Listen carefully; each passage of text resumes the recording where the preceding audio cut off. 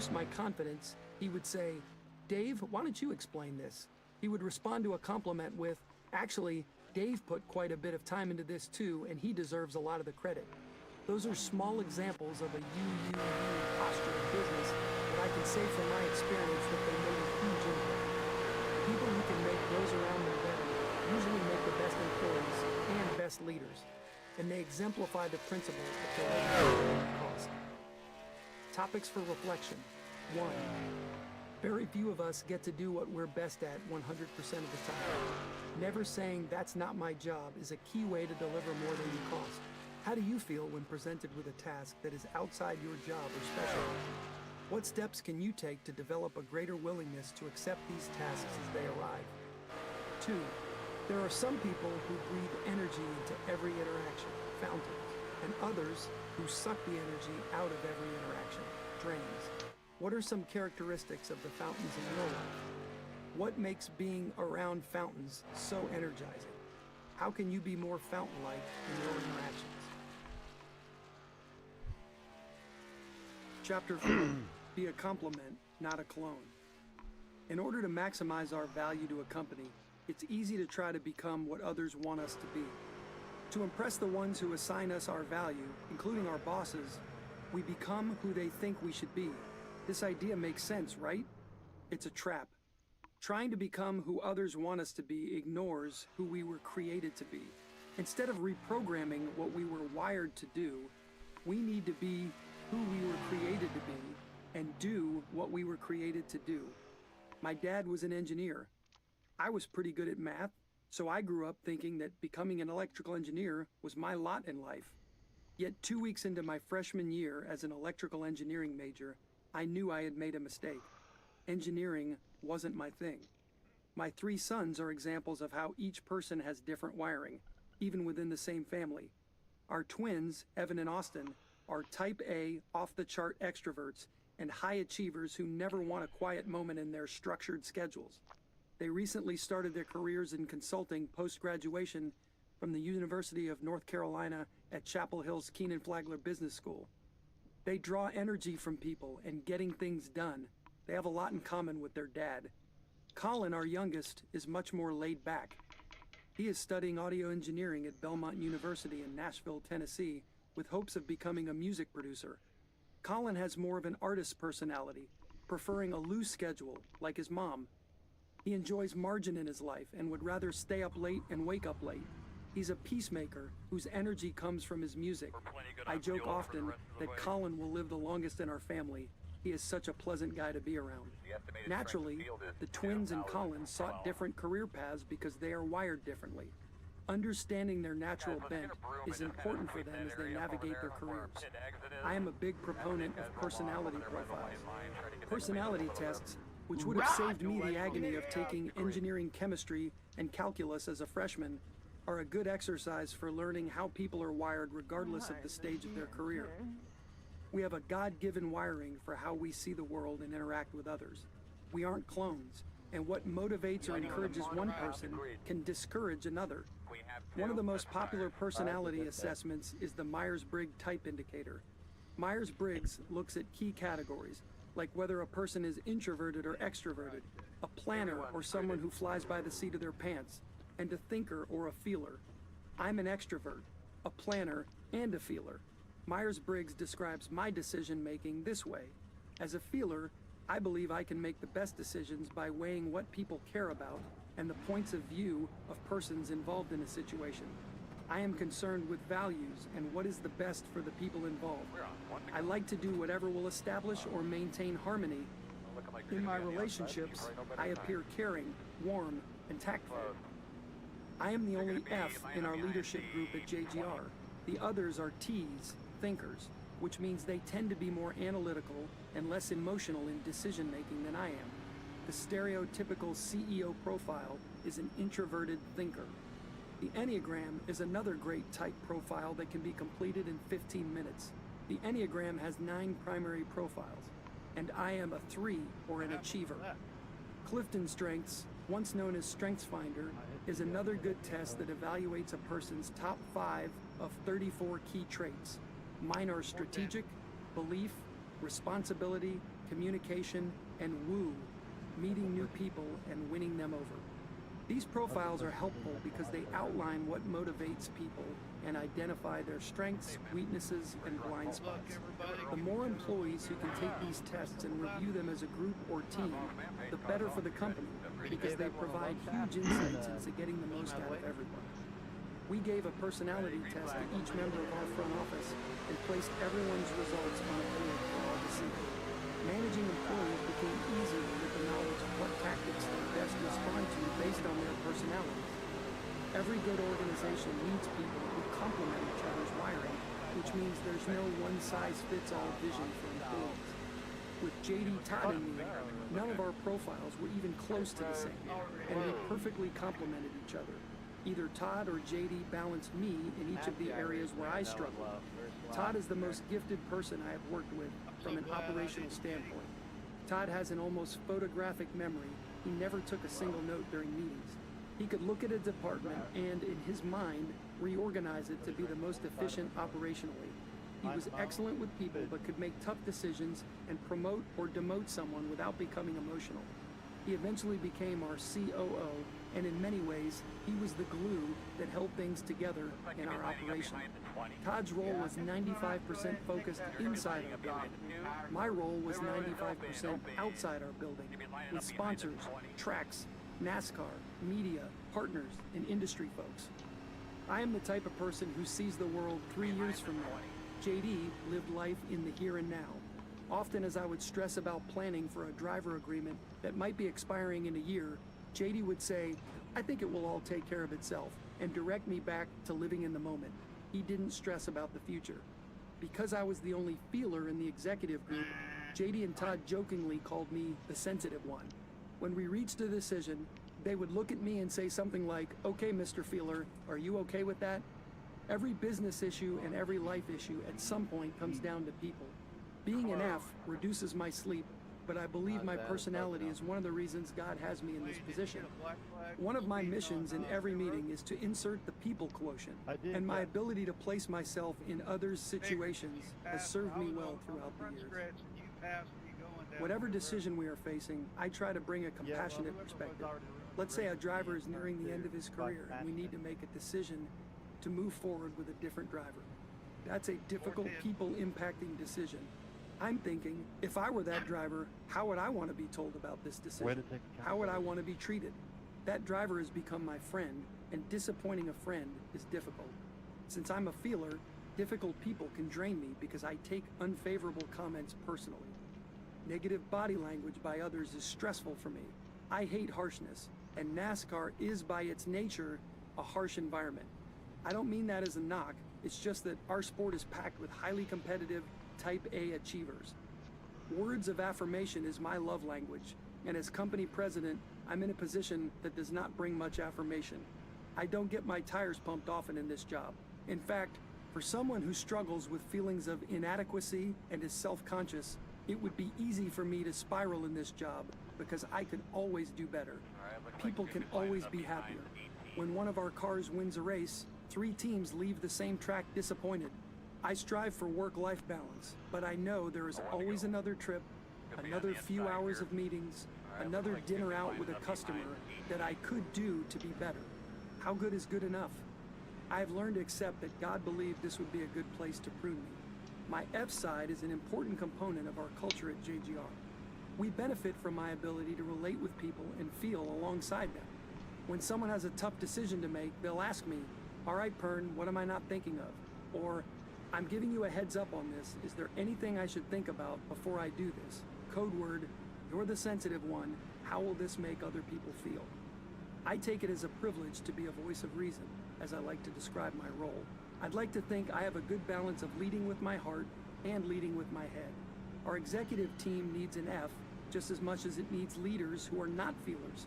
I fully recognize that if all the executives were Fs like me, we would probably go out of business. I mean, it would be a very pleasant environment with all of us feelers leading the company, but we would go bankrupt in a matter of months. But the team members we have complement each other well and lead our company with balance. Understanding your own wiring, and as much as possible, the wiring of those you work with and for, is important. Along with understanding how you are wired, another way to add value to a company is by asking, what am I good at? And then finding ways to make your abilities known. It might mean starting a club or a committee or volunteering for something. When I asked myself early on what I was good at, I realized I loved being in front of people. I grew up wanting to be on TV. I went to JD with the idea that we could create a video for the company Christmas party. Think an episode of Saturday Night Live where we would make fun of ourselves and our drivers in a lighthearted way. The videos became a hit, and during the season, I would receive dozens of ideas from coworkers for the next Christmas party video. Even after Tony Stewart was no longer driving for us, he asked each year if we could make a cameo for the next video. Through the years, some of our drivers have appeared in the videos doing funny things that they probably wouldn't do for any video on company Christmas video. Am I still at JGR because of the Christmas videos? No. But the videos helped endear me to the drivers, made JD and me more relatable to employees, and added to the family culture of business racing. Be great at the little things. Little things add up to big things. Success and longevity begin by people determining to become great at the little things. I don't recall where I read this, but the secret to becoming an overnight sensation in the business world is to work at it every day over a long period of time. The journey to becoming company president usually consists of a series of promotions earned through thousands of little things done well enough that they eventually and systematically lead to the big things. It's okay to dream about moving into a corner office right out of college, but don't expect to. The important question is, are you willing to start in the broom closet and work your way into that corner office? Coach won 3 Super Bowls. His first came at the end of the 1982 season.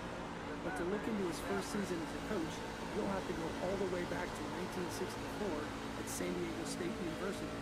His head coach was Don Coryell, now a member of the College Football Hall of Fame. The defensive coordinator on that staff was John Madden, who would earn enshrinement in the Pro Football Hall of Fame for his coaching accomplishments. Coach Gibbs worked alongside these great coaches, and he received his opportunity because he offered to work for nothing. He likes to joke that his most important duty on that staff was picking up food for Coryell and Madden. That's how the 3-time Super Bowl champion coach got his start, being willing to do the little things. And before he could hoist the Lombardi Trophy on national TV following a Super Bowl win, he first had to be great behind the scenes and along the way earn the trust of people who promoted him, step by step, responsibility by responsibility, into higher profile positions. In the earliest days of Joe Gibbs Racing, JD Todd and I took on the mindset that no job was too small for us. I couldn't see how sitting around in the broom closet, waiting on my next assignment was going to increase my value. Actually, I couldn't see much in the closet anyway with just the one man.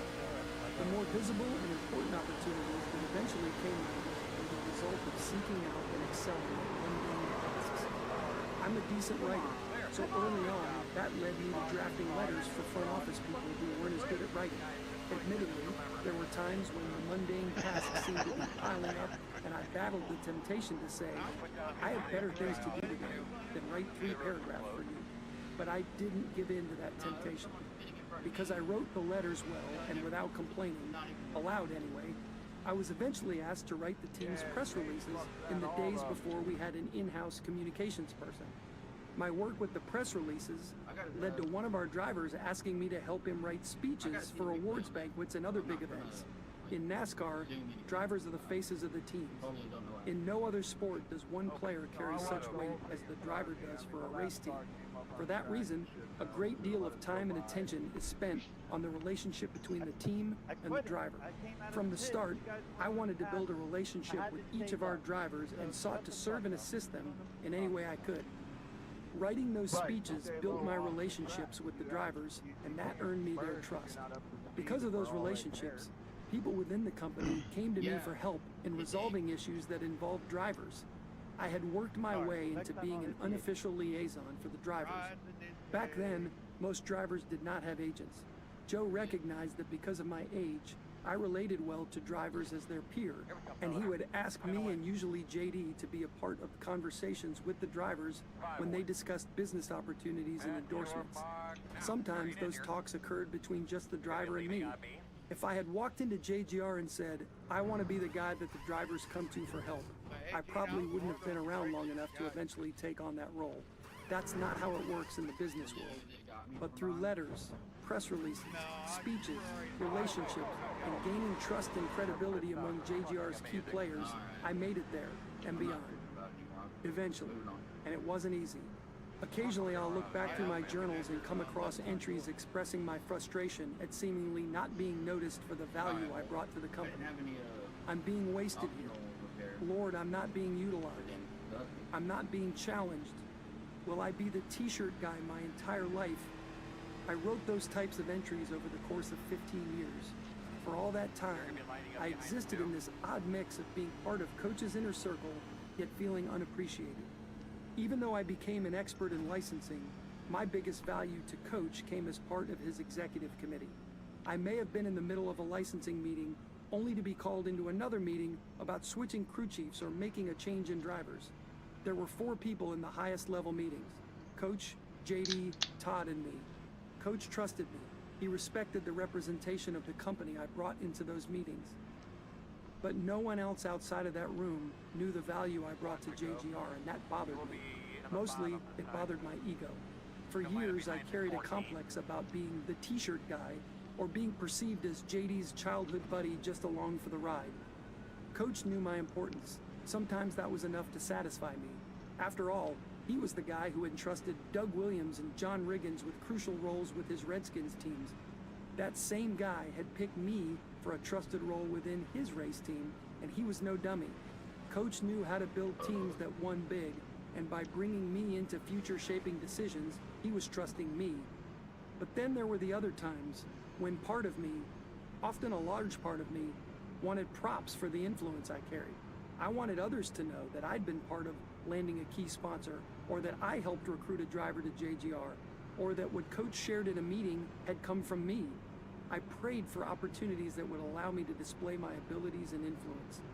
One of the challenges of delivering more than you cost to your company is that there will be an internal struggle with the fact that the personal payoff you are receiving from the company is less than you're delivering. You'll grow frustrated that you are underpaid and underappreciated. The juice sometimes doesn't seem worth the squeeze. I experienced that. I considered whether I should leave JGR. I would tell myself that as long as I got after it and didn't sit at my desk and mope, then I would be rewarded with change. But the changes didn't come as quickly as I hoped.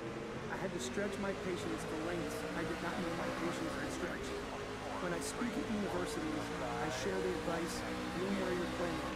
It's great to have aspirations for where you want to go, but getting there can sometimes mean thriving where you are now. Today, as company president, I can see how my experiences, every high, every low, and everything in between, prepared me for this role. I have found myself able to relate to each department in the front office because, in one way or another, I worked at almost every job in the company. I wouldn't want to compare how I did those jobs then to those who perform them now, but I can at least understand their needs. I also understand the people filling those roles. I am proof that doing small things pays off, and that the best way to become indispensable in any role is to deliver more value than cost. Topics for reflection. 1. Delivering more than you cost means knowing yourself, your strengths, your weaknesses, your preferences, and where you could pitch in. Take several minutes and list some of your own traits. List at least 5 things that you think you're good at, and 5 areas where you think you could improve. Then, if you feel comfortable, invite a trusted friend or a supervisor to make a similar list and review it with you. How can you lean more into your strengths, and in what ways can those around you help you in your weaknesses? 2. Delivering more than you cost can be discouraging at times, especially when you feel like the full work isn't real. Have you ever felt discouraged in this way? How did you react, and what was the result? If being trustworthy in little things leads to being trusted with larger things, how can you keep your situation in perspective the next time you feel underappreciated? Principle 2, create a winning culture. Chapter 5, honoring God first and foremost. Before secret sauce became a part of corporate speak, I remember the McDonald's commercial of the 1970s touting what made the Big Mac a Big Mac. 2 all-beef patties, special sauce, lettuce, cheese, pickles, onions on a sesame seed bun. Now, Companies self-evaluate to identify the secret sauce that gives their company its distinctive flavor or culture. The recipe for a company's corporate culture, its secret sauce, is a mixture of corporate beliefs combined with how the company behaves with the personality of its leaders sprinkled in. Staying out the rest of the way. Corporate culture, to change metaphors, is the engine that powers the company's mission. Every company has a corporate culture, whether it attempts to forge one or not. And that culture, for better or worse, affects the company's performance towards its goals. Yeah. The Joe Gibbs Racing culture that enables us to fulfill our mission of going fast is summed up as a three-legged stool. 1, honor God. 2, put people before profits. 3, relentlessly pursue winning. To understand what the JGR culture looks like, it helps to understand our early years. We started our team with more confidence than we should have had. We weren't arrogant, we simply didn't know what we didn't know. We were confident because of Coach's track record in football and the belief that his ability to evaluate, recruit, and assemble teams would translate well into NASCAR. Plus, hiring Jimmy Makar to run the team and Dale Jarrett as a driver, even with Coach back in Washington with the Redskins, provided us a duo to follow that understood what it took to succeed in racing. Not winning a race our first year was discouraging, but not unexpected. To win the first race of our second season, the Daytona 500, was like injecting a big dose of "we're gonna make it" into the company. We didn't win another race that year, but we finished top 5 13 times, and Dale placed 4th in the end-of-season driver standings. Never did we believe our team was in jeopardy of not being able to stick around, but we did reach what has proved to be our lowest point in our third year, 1994. We had just broken ground on a new building in late summer because our original building was not designed to house a race team. Securing a loan for the building was a huge step for Coach, who is conservative financially. Soon after we broke ground, Dale informed us he would be leaving at the end of the season.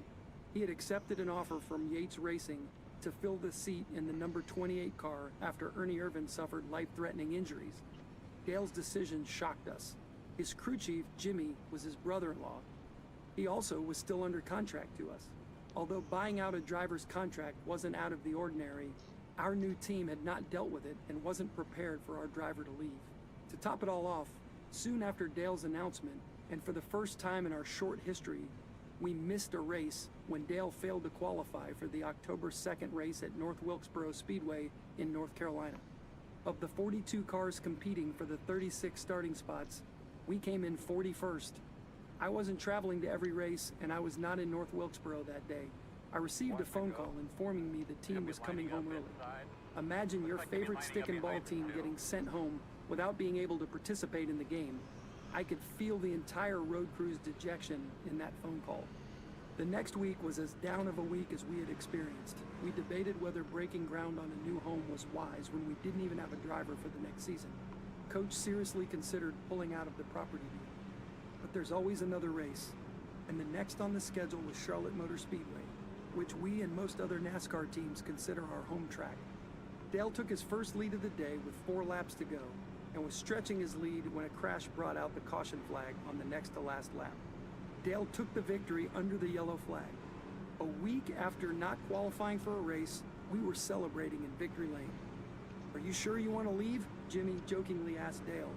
2 interesting notes from the win. First, Dale was wearing the Dallas Cowboys helmet again in that race. Second, the car Dale passed to take the lead was Yates Racing's number 28, the car he would drive the next season, which Kenny Wallace was driving on a fill-in basis. With 3 races remaining on the schedule, winning in Charlotte infused our team with confidence that we could carry into the offseason. We continued with plans for building our new home. Then Coach recruited a soon-to-be winner to fill the seat in our Interstate Batteries car, Bobby Labonte, a young, competitive, aggressive Texan who had finished as runner-up behind Jeff Gordon for Rookie of the Year in 1993. Bobby had placed top 5 only once in his 63 races, but we could sense that with Jimmy's guidance, Bobby was ready to win. Bobby placed second in 2 of the 1995 season's first 4 races, and then notched his first career victory in the 11th stop on the schedule, the Coca-Cola 600 in Charlotte. He won 2 more races that season. Bobby clearly was even better than we'd expected, and he made us a legitimate contender week in and week out. Bobby kept improving as a driver, and in 1999, he finished second in the points race. The following year, he led the point standings for 25 consecutive races on his way to a runaway Cup Series championship. When Bobby's 11-year run with us ended in 2005, he had won 21 races and almost $45 million in prize money with JGR. That was enough to later earn him induction into the NASCAR Hall of Fame alongside Coach and Tony Stewart. In Joe Gibbs Racing history, Bobby is the driver who took us from our lowest valley to the top of the mountain. Our mission statement at Joe Gibbs Racing says, "Our goal is to win races and championships for our partners and to see in our results things that would not have been possible except with the direct intervention of God." The Dale-Bobby transition was Exhibit A for our mission statement. An upsetting ride with Tony Stewart. A seminal moment that changed the trajectory of our company came in 1997 when, after 2 good seasons with Bobby in our number 18 car, we reached the decision that in order to become a better race team, we needed to add a second car. With one team, one sponsor, and one portion of the race wins, we had maxed out every efficiency we could find as a single team. To compete with the larger teams, we needed more people and more equipment. Adding a second team would provide us with the scale to create redundancies in personnel, equipment, and expenses within the 2 teams. Additional sponsorship money could be turned into engineers and equipment we lacked to compete at the top level. At that time, most of the organization that fielded multiple cars tended to field an A team and a B team, with obvious differences in how well each team ran. "We're going to do this differently than everyone else has done this," Coach adamantly stated. "I do not want an A team and a B team. I want 2 A teams." I heard him say at least 100 times. 2 A teams or we aren't doing it.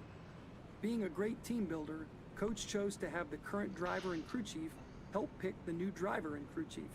That way, they could never come back to Coach and say, "I can't work with these people," without Coach responding, "Well, you picked them."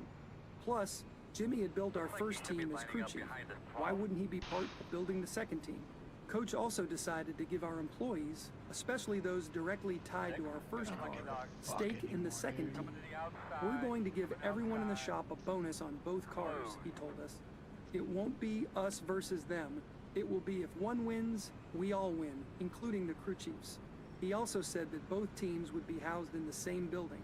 Other NASCAR organizations with multiple cars usually separated their teams into different buildings. With our 2 teams working right on top of each other every day, they would have to work together. I figured Coach's move would either prove brilliant or fail miserably. Regardless, we would find out. Bobby and Jimmy were part of our meeting to discuss potential drivers. We all had been assigned to bring a list of drivers we should consider, even if the drivers were not currently racing in NASCAR. Each of us wrote names on a piece of paper and placed our papers in a hat. One by one, lists were pulled from the hat and the names read aloud. Tony Stewart was the only driver whose name appeared on everyone's list. "Who is this Tony Stewart?" Coach asked us. "He's the Indy Racing League champion," I answered. "He's won in everything he's ever raced." Tony had started driving competitively at age 7 in go-kart races. He had worked his way up through various levels of motorsports, with tremendous success at dirt tracks to compete in open-wheel racing. He ultimately won the 96-97 IRL championship. Tony had given stock car racing a try by driving in a limited number of events in the Busch, now Xfinity series, the previous 2 years. I remember one of us saying, "We're never going to get him, but we should go talk to him."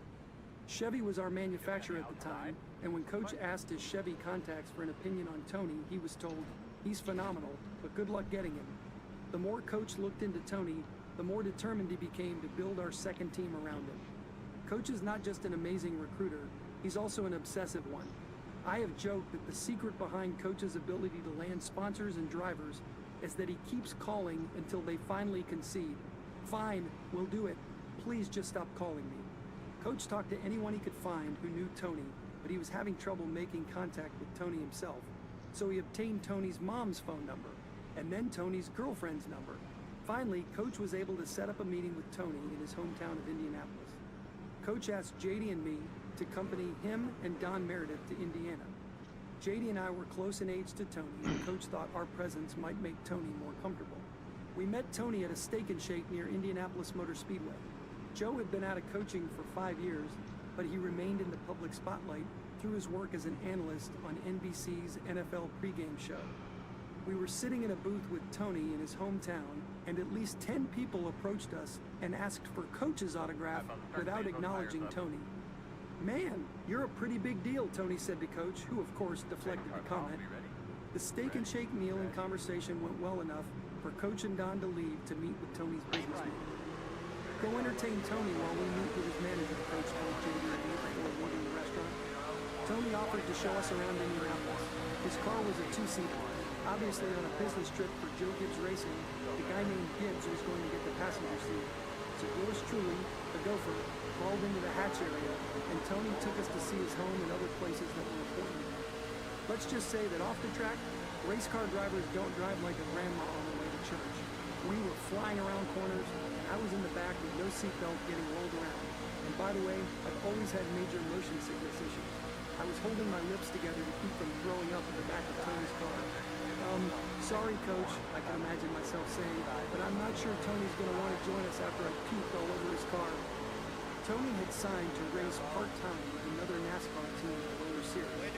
Because that team couldn't offer Tony the opportunity to run full-time, we were able to buy out Tony's contract for $500,000. I'll never forget that oath. Before taking the check from Coach, giving him one more chance to back out, asking, "Are you sure you want to do this?" Coach was sure. The owner's caution came from Tony's reputation for being a fiery competitor and an emotional guy with a temper. That turned out to be true. Tony raced because he loved racing and wanted nothing less than a victory from every race. Tony is an elite talent, but when we signed him, he impressed us most with his maturity. Good save. Coach. He wanted to start out in the minor series because he didn't believe he was ready to run at the Cup level. Even though Tony had limited stock car experience, he could have stepped into the Cup Series as a better driver than half the field he would have faced him. He didn't want to just race at the Cup level. He wanted to win. In his mind, the best route for accomplishing his goal was to spend a year gaining more stock car experience in the lower series. In 1998, we ran Tony 22 Busch Series races. Although he didn't win any, he held the lead in 6 races. He also wrecked out of 6 races. Tony could be all over the place at times during that first season with us, but he also showed flashes of the brilliance that would come during his Cup career. In preparation for the 1999 Cup season, we visited a company that had agreed to sponsor Tony. At the meeting to finalize the deal, we were told the company had decided to go in a different direction. Coach got angrier than I have ever seen him in a sponsorship meeting. He has this way of pointing his finger at someone to emphasize what he's saying, and he stood up, pointed his finger at the guy who backed out of the agreement and said, "Mark my words, you will go down as the man who let Tony Stewart go." In need of a sponsor, we traveled to Atlanta to meet with Home Depot and its co-founder Arthur Blank. Home Depot's competitor, Lowe's, was already in NASCAR. Arthur said the number one thing employees would tell him when he visited stores was, "We need to be in NASCAR." Arthur envisioned a NASCAR team rallying his employees together around the country every Sunday afternoon. The company was involved in most pro sports, but employees rooted for teams in their regions. Employees in Seattle, for example, had different favorite teams than those in Dallas or Miami. NASCAR would act sort of as an alma mater to unify all of Arthur's employees on Sundays. Just like when someone at an airport gives a nod or says, "Go Heels," or whatever appropriate team is, to someone else wearing a shirt from their alma mater, NASCAR would serve that role for Home Depot employees. Home Depot signed on and enjoyed more than a decade-long run with Tony that delivered more than we had hoped. In the process, NASCAR became part of Home Depot's culture. After Bob Nardelli became CEO in 2000, he hosted Tony's entire number 20 team at his home twice a year for the races in Atlanta. On our first visit to Bob's home, JD and I were receiving a tour when we heard someone downstairs playing the piano and singing. As we moved closer to the music, JD said of the singer, "Dang, he's pretty good." "Yeah," I said, "he sounds almost like Kenny Rogers." When we walked down the stairs and the piano came into view, JD exclaimed, "It is Kenny Rogers. Man, you don't see that every day."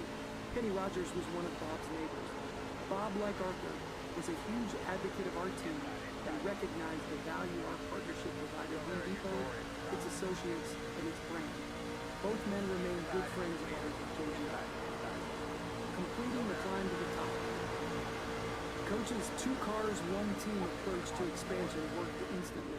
In our first 7 seasons as a one-car team, we won 9 races, and the highest that one of our drivers finished in the season points race was Dale Jarrett's 4th place finish in our second year.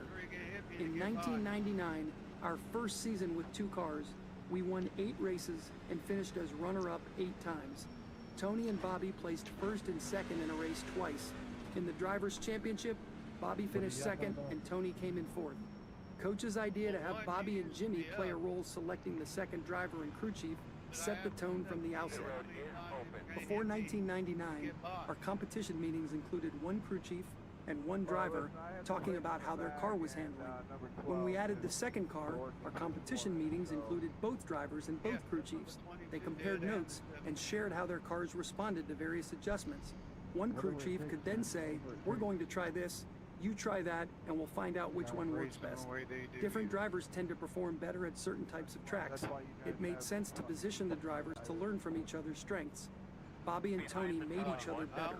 They had different backgrounds. Bobby came up in stock cars, Tony in open wheel. They liked their cars set up differently, but they invariably helped each other. This is still the case at JGR, with 4 drivers together in competition meetings. Denny Hamlin is a master of short tracks and might be the best Martinsville Speedway driver ever. Kyle Busch had struggled at short tracks. Kyle learned from Denny and became a better short track driver and, ultimately, a more complete driver. Kyle has helped Denny improve at the 1.5-mile tracks. They both have become better drivers because they work together, and the benefits to our team are evident. From the start of our expansion to 2 teams, our drivers not only helped each other improve by working together off the track, but the on-track measuring stick served as an instant spark. Sports are built on competition, and it doesn't matter hit the pit whether you're cone. I'm competing sorry. against a brother or a best friend, you want to win. Consider the NFL, for example, and the difference when a quarterback goes into training camp with no competition for his starting position, compared with a team that has 2 first-round picks at quarterback who are competing every day of camp for the starting job. There is no room for complacency with competition. In our sport, drivers from the same team will help each other on the track to some degree, but in the end, it's pretty much every driver for himself. And as someone who sees the drivers climb out of their cars after races, I can attest that the only thing a driver hates more than losing is losing to a teammate. The same principle applied to crew chiefs, engineers, and on down the line. Each week became a friendly competition for who could beat whom. 2 cars, 1 team resulted in 2 cars pushing each other to greatness. Again, all credit to Coach for establishing the tone and creating financial incentives for everyone in our team when one of our cars won. Crew members on Bobby's car had reason to work during the week with crew members on Tony's car. They could have taken an attitude of, "We're the original car here, they're the second team, and the company's attention needs to be focused on us winning." But Coach didn't create a culture that allowed for selfishness, and as we grew, he didn't allow that to creep into the building. He expanded us in a way that we remained a true team. When Tony's car won, everyone in the building, and that included Bobby's guys, earned a bonus. The bonus was not as much as if their own car had won, because we didn't want the team that hadn't won to be as excited as the winning team. But Coach did want to demonstrate that we recognized they had played a role in Tony's victory. Coach's plan worked. In our second season as a 2-car team, Bobby brought Joe Gibbs Racing its first championship. 2 years later, in 2002, Tony won the championship. The way we added a second car elevated us into a legitimate championship caliber team. One of my fondest memories from working at JGR is the celebration banquet for Bobby's 2000 championship. NASCAR's season-ending awards banquet was at the Waldorf Astoria in New York City. My wife and I sat at a table that included JD and his wife Melissa, Todd and Sarah Meredith, and Don and Sally Meredith. I remember looking around the room and seeing racing icons like Roger Penske, Rick Hendrick, and Jack Roush, and thinking, "We just won the championship." I flashed back through memories of us landing Dale Jarrett as the driver to help establish our team, and then how he left when we hired a young Bobby Labonte who had never won a race days after we almost called off building our new home. And now Bobby was the man of the night as NASCAR's top driver. Norm Miller of Interstate Batteries, our first sponsor, gave the acceptance speech on behalf of the sponsor. Typical Norm, He almost got the hook off the stage because he spent nearly all his allotted 10 minutes sharing about his faith on National TV. Norm and his brother Tommy were the guys who took a chance on our team when Coach had nothing but that dream on the sheet of paper. As far as I was concerned, they should have allowed Norm to talk as long as he wanted. I have so much respect for Norm, not only because he had the guts to make the decision to follow him, but also because he uses his platform to share his faith boldly, give generously, and run a company guided by strong conviction and selfless leadership. To have ascended to the top of our sport was another clear. Are you fucking kidding me? No matter how many You're championships such an we had, asshole. I will never forget celebrating that first win in New York City. Throughout the night, I felt the sense of God's. You're such an asshole to just right I hook never wanted somebody. our culture to become one in which I no longer have that sense. We seek to honor God in all facets of our business, but the foundation of our honor God culture is our leader's faith and how he incorporates prayer into his leadership. From our start, and this continues today, coaches led a Monday morning prayer meeting for a small group of us. In the early days, we prayed for employees by name. Now that we've grown, we pray for departments and our sponsors. We have started every work week for almost 3 decades by thanking the Lord and often pleading with him for wisdom and intervention in whatever crisis looms ahead. Perhaps my best memory. Yeah, of watch the Coach's replay. You will come be of back our down small half a group lane. huddling around Coach's table and praying every Monday morning. Although our desire to honor God goes mostly unseen in our performance on the track, this is the Fucking beating heart of idiot, our company dude. and our winning culture. We wouldn't be Joe Gibbs Racing without it. Topics for reflection. 1. I've said that the recipe for corporate culture is a mix of corporate beliefs, company behavior, and the leader's personality. At Joe Gibbs Racing, that has included our priorities to honor God, put people above profits, and relentlessly pursue winning. How would you describe the corporate culture where you work? What values does your organization subscribe to, and how are those values borne out in the decisions that are made? What are the key traits of your organization's leaders? How does your It's all good, man. Just frustrating is all. Yeah, I got loose right. I was gonna stay in the middle lane. I got loose and kind of taggy. It is what it is, man. I do appreciate the apology, though, Ron. Thank you.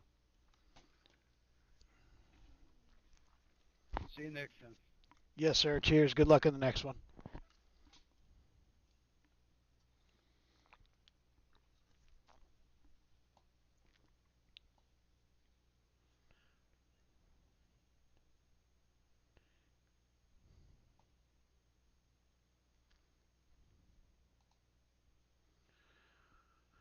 Well, that's it.